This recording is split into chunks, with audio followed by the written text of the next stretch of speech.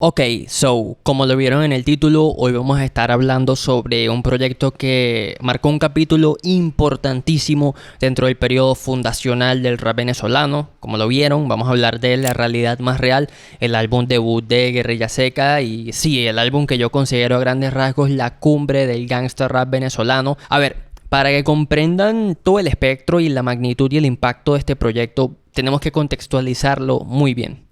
Hablo de que esto sale en el periodo fundacional porque a mí me gusta ver la historia del rap venezolano como del 98 al 2005, la primera etapa, donde surge el boom discográfico, ya que recién en el 98 es que se publica el primer álbum oficial de rap venezolano, Código de Mente de la Corte, liderado por DJ 13, a.k.a. Tony Armas, a.k.a. Johnny Flecha, junto con Bostas Brain, que fueron los miembros fundadores de La Corte. Los menciono porque DJ 13 va a tener un rol protagónico más adelante acá en La Realidad Más Real. Y a ver, los miembros de Guerrilla Seca, Colombia y Requesón, como eran conocidos para ese entonces, actualmente son conocidos como Reque y Prieto Gang. Ellos se conocen en los circuitos de freestyle caraqueño a mediados de los años 90 y digamos que hay lugares que fueron fundamentales para el desarrollo de esta etapa del hip hop, como el Paseo de los Próceres, que fue un caldo de cultivo importantísimo donde muchas figuras icónicas del rap se conocieron, como Bostas Brain, DJ 13,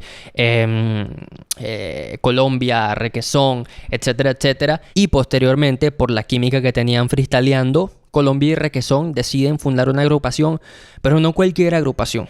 Una agrupación que contará la realidad de los bajos fondos sin ningún tipo de filtro, desde un discurso bastante visceral, y lo lograron. El disco llegó a ser tan explícito que si tú eras un adolescente en mediados de los 2000, probablemente este disco era el peor enemigo de tu madre, de tu tía, etcétera, etcétera, porque este disco era como el diablo, o sea, era una presencia demoníaca dentro de cualquier hogar católico normal venezolano por lo que rapeaban estos señores. Y aparte de esto, que más adelante vamos a volver al discurso, abro un paréntesis para mencionar que el disco fue publicado por Subterráneo Records, disquera fundada por Juan Carlos Echendía, una figura relevante en el auge discográfico del hip hop venezolano, porque él es el que produce el documental llamado Venezuela Subterránea, y en medio del proceso de creación de este documental, paralelamente crean un disco curioso llamado Venezuela Subterránea, que bueno, es reconocido por la mayoría de fanáticos del rap venezolano y considero que es el álbum colaborativo más importante de la historia de el rap venezolano y caraqueño, obviamente,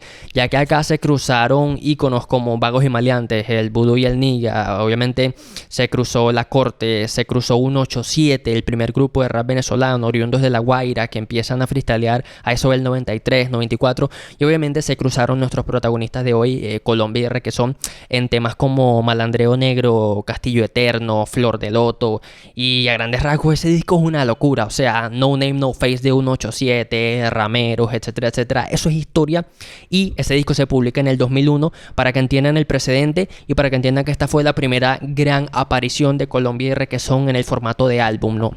Ahora, volviendo a La Realidad Más Real, este disco destaca por muchísimas razones, pero a medida que he ido envejeciendo lo voy apreciando cada vez más y más por ciertos gestos ambiciosos dignos de un alien para el rap venezolano de esta época. ¿Y de qué coño hablo con esto? Apenas empieza el disco, abre con un tema llamado GSK Intro, que tiene una producción demente para la inspiración que estaba presente en el rap venezolano de esta época. Básicamente el norte era el rap neoyorquino y llegaba mucho material de la costa este por medio de los viajeros que traían discos, pero este disco abre con un beat de Dirty South, que los que conocen básicamente el legado y el linaje del rap sureño sabrán que es el hermano mayor del trap. Así que básicamente estos señores eran los únicos en el periodo fundacional del rap venezolano que se montaron en un Dirty South que, según los créditos que se encuentran por internet, estuvo producido por DJ 13, productor de La Corte también, miembro fundador de La Corte, ya entienden el contexto. Y el hecho de que lo haya producido 13 para mí hace bastante sentido, ya que él, Carlos Julio, vivió en Estados Unidos en los 90. De hecho, tengo entendido que estudió en una universidad en San Francisco, y no me parece demente que le haya llegado una referencia referencia de Hot Boys, que le haya llegado una referencia de UGK y lo que estaba pasando con el Dirty South allá a mediados de los 90, pero sí, tengo que hacerle una mención honorífica a este intro porque es muy bizarro y casi nadie en el rap sudamericano estaba prestando la atención en el 2003 al rap sureño. O sea, no era algo que existía básicamente en el imaginario colectivo, era un fenómeno muy norteamericano y muy sureño. Y otro punto destacable, obviamente, y que yo considero personalmente mi beat favorito del proyecto hasta la fecha, es la instrumental de Cuando hay droga y dinero, que empieza con unos acordes de piano súper impactantes, súper llamativos, súper magnéticos, y tú como espectador no tienes otra opción que literalmente quedarte a la expectativa de qué coño van a decir estos tipos, qué van a soltar, y lo que sueltan es calle, es malandreo, es violencia lirical, porque el discurso de temas como Cuando hay droga y dinero y temas como Voy a hacer plata representan una imagen cruda y sin ningún tipo de censura de las ambiciones de un adolescente, de un joven que quiere salir del barrio mediante cualquier tipo de oportunidad que tenga, sea moral o sea inmoral, etcétera, etcétera. Y este fue el discurso principal que caracterizó a Guerrilla Seca como agrupación. Pero lo interesante es que, considerando que esto fue el periodo fundacional del rap venezolano, Guerrilla Seca no se limitaron a este tipo de letras y querían descubrirse y probar con cualquier tipo de sonido, temática, etcétera.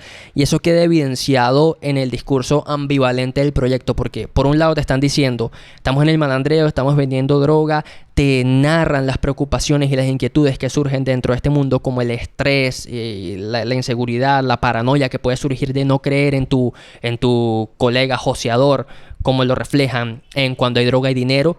Pero también te pintan un lado más reflexivo y consciente de la situación política y social del país, como por ejemplo el tema golpe de Estado, obviamente referencia al golpe de Estado que le dieron a Chávez en el 2002, si mal no recuerdo, el 11 de abril, donde la gente fue a las calles, donde murió gente a manos de la policía del Estado, bla, bla, bla. Entonces, también es como que, ok, retratamos el malandreo violento, cruel, frío y hostil, pero también somos ciudadanos caraqueños y nos perturba el norte político del país, bla, bla, bla. Así que es muy bizarra la construcción del discurso. Y específicamente bizarra cuando más adelante llegan temas como Pa' que mame, que sin duda no es de mis favoritos del proyecto y se van por una dirección más de club rap, que era lo que estaba funcionando en el rap mainstream estadounidense en esta época.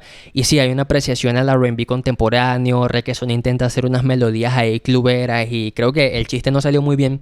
Pero lo curioso de este disco es que, a pesar de que los flows de Colombia en específico sean muy rústicos y muy arcaicos, sigue siendo un clásico hasta la fecha. No es un tracklist perfecto, no es un tracklist impoluto. Hay beats que no envejecieron precisamente bien, pero el discurso es tan transgresor y tan relevante para el linaje del gangsta rap venezolano que esos pequeños detalles técnicos y esos errores en el delivery, en los flows, no le restan demasiado a la experiencia. Porque también hay que acercarse a este tipo de proyectos fríamente y entender el contexto bajo el que fueron creados. Tú no puedes comparar el delivery y el flow de Lil Supa en Yeyo con el delivery y el flow de Colombia y Requesón en el 2003, porque el rap se estaba desarrollando, aún se estaban encontrando y sería ilógico. Es como comparar el flow de Biggie con el de Big Daddy Kane. No hay ningún tipo de sentido porque Big Daddy Kane influenció a Biggie. Sin Big Daddy Kane no hay Biggie. Sin rap de los 80, luego no hay Rakim a finales de los 80, inicio de los 90, etcétera, etcétera. Así que sí. Para mí, Colombia y Requesón fueron los padres del gangsta rap venezolano. Sí es cierto que en pleno 2003 también se publica Papidandeando de Vagos y Maleantes. Sí es cierto que 187 promovió un discurso muy callejero, muy hardcore. Pero lo de El Prieto y Requesón fue otro nivel. O sea, si yo me ganara 5 millones al mes sería demasiado millonario. No viviera en el malandreo del barrio, fuera tremendo empresario. O el diálogo que tiene con Requesón cuando hablan de mamá huevo, cuando tú me sacaste al ruedo, si cuando íbamos a ganar tú me decías no puedo, te conozco historia de la cárcel de menores, cuando caíste en las mayores ya lavabas interiores, tú no cuadras, tú no firmas, tú no tienes moral. Elevaron la vara y qué tan explícito puede sonar un disco de gangsta rap. Y como postdata también diré que personalmente para mí la realidad más real es el disco de rap caraqueño que mejor refleja la idiosincrasia caraqueña. No sé si recuerdan ese video que yo hice de Tego Calderón y de su discografía, donde yo lo proclamaba como el rapero más caribeño de la historia por miles de decisiones editoriales, por meter percusión afrocaribeña en sus discos, por referenciar a la salsa, por tener tanta pasión y respeto por el folclore de su país y por la jerga que utilizaba. Si ustedes escuchan El Abayarde, que es contemporáneo de La Realidad Más Real, El Abayarde se publica en el 2002, ven que hay muchísimas palabras autóctonas de Puerto Rico que hasta el día de hoy uno ni puede entender, y algo muy similar sucede en La Realidad Más Real. Lo que hizo que Guerrilla Seca funcionara tan bien es que Requesón y Colombia representan como el yin y el yang, el este y el oeste de Caracas. El Prieto representando a Petare, que queda en el este de Caracas, y Requesón representando a Catia, que queda en el oeste, y son reconocidas por ser zonas bastante peligrosas y hostiles. Entonces cada quien representaba a su sector, pero vivían una realidad muy similar y decoraron su discurso con una jerga muy fiel a la jerga del caraqueño y en específico al slang malandro. Por eso es que te vas a encontrar con muchísimas palabras como lacra, huevo, sapo, pan, en todos los temas, y eso evidentemente lo hizo un producto mega caraqueño, y simplemente La Realidad Más Real es producto de los estímulos positivos y negativos que rodearon a la vida de Requesón y Colombia en ese momento. Así que sí, ese sería mi comentario general sobre La Realidad Más Real, sobre por qué es el disco más importante de la historia del gangsta rap venezolano. Y sí, una joya. Espero que esto haya servido para que lo visiten o lo revisiten si ya lo conocen. Y déjenme en los comentarios para continuar la conversación cuál es su postura sobre lo que Colombia y Requesón hicieron en esta época para el rap venezolano y el rap hispano, a grandes rasgos, ¿no? Esto sería todo por hoy. Si les gustó este contenido, suscríbanse, comenten, activen la campanita, denle me gusta, toda esa vuelta. En la descripción están los links a mis redes: Instagram, Twitter, TikTok, nuestro servidor de Discord, nuestra comunidad de Patreon, etcétera, etcétera. Y chao, nos vemos en la próxima.